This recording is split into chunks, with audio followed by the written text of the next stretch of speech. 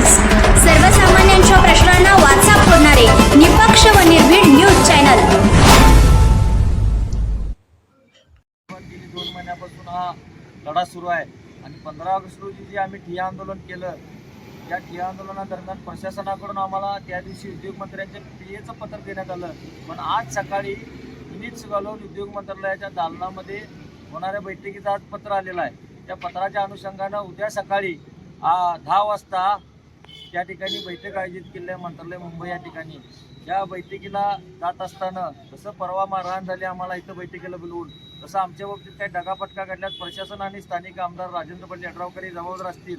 या बैठकीमध्ये जो आम्हाला अपेक्षित निर्णय आहे, जो आमच्यावर बेकायदेशीर MIDC लादला आहे, हे रद्द न झाल्यास पुढील लढ्याची दिशा आम्ही त्या मंत्रालयाच्या दारातूनच ठरवू। वेळ पडली तर मंत्रालयाच्या दारात सुद्धा आम्ही त्या ठिकाणी माजी सैनिक पूरग्रस्त नागरिकांसह बसण्याचा इशारा आजच आम्ही शासनाला देतोय।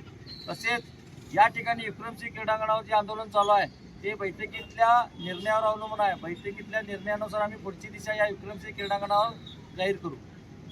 संघर्ष या न्यूज चॅनलला लाईक करा, शेअर करा आणि सबस्क्राईब करा।